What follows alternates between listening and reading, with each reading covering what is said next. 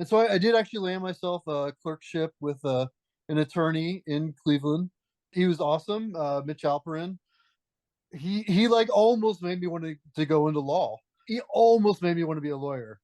Believe me, that's high praise of Mitch.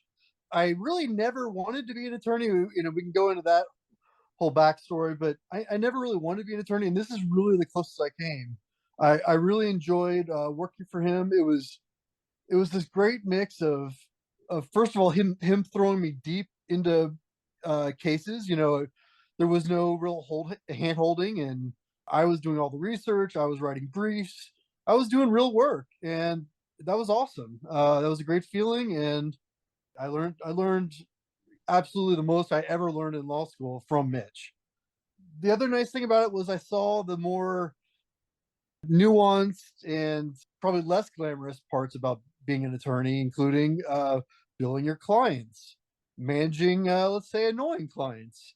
How do you every day productive yet still interesting? Mitch has been doing this for probably 25 plus years, and so if he didn't have a sense of humor or he didn't have a way of making the work interesting, there's no way he would have lasted that long. So he taught me a lot on those fronts, and I owe him a huge debt of gratitude for that. And so Yeah, eventually you obviously left. You found out he law offered. wasn't for you. Yeah, Where'd you end up going? so Mitch actually did offer me a position with him following school, and again I'm very grateful for that. It touched me deeply that he offered that, but I opted for routes less paved out. So I essentially had my old Volvo station wagon packed up to the brim with all my possessions, sitting there on. I don't know what the road is, right? I guess that's probably like, is that what's the road from school straight to downtown? Euclid? Euclid, yes. So I had my old Volvo parked on Euclid, filled to the brim with all my stuff.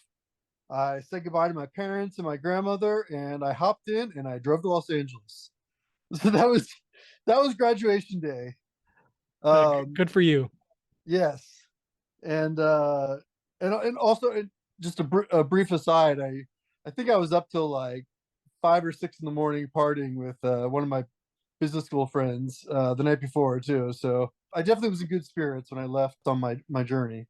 That's Uh, awesome. It's making that jump when you're still in grad school and thinking about making that jump is probably one of the scariest parts of being a grad student is making a decision that you think is best for you and going with it regardless of what's going to happen.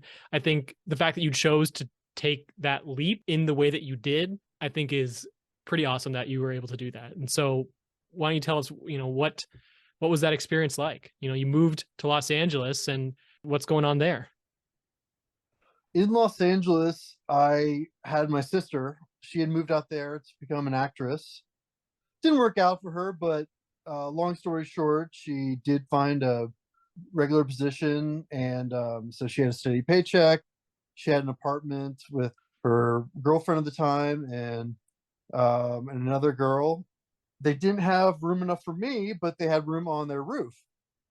If you understand Los Angeles or Westwood Village, the specific places, weather, essentially like you're looking at like 60 to 75 every single day, all day long.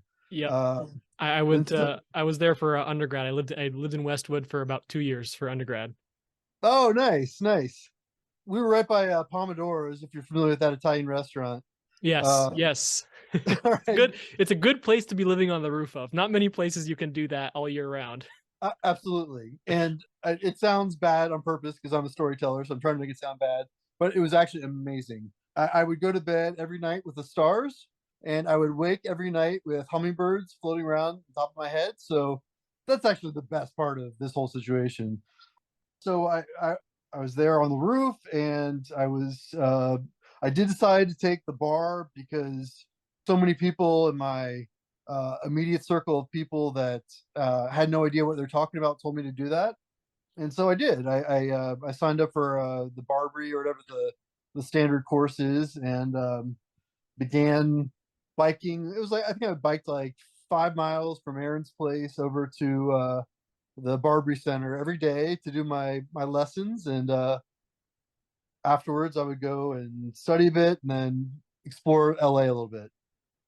Long story short, I did not pass the exam and I was out $3,000 or more. I had just squatted on 2 months of time and destroyed a lot of my goodwill with my sister and other people who she eventually sent me to because she got sick of me.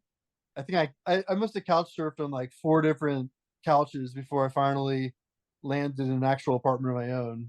It was definitely intense, and obviously it was not great for studying for the bar. The big lesson for me, I think, and what I'd like to send out there into the ethos is that if you're not committed to being an attorney, please view that money and that time very carefully because it's like in my case it was my only money and my only time, and so it was a precious resource which I squandered in a sense. In another sense, I'm very happy I tried, but like I said, it was a vital resource which I squandered.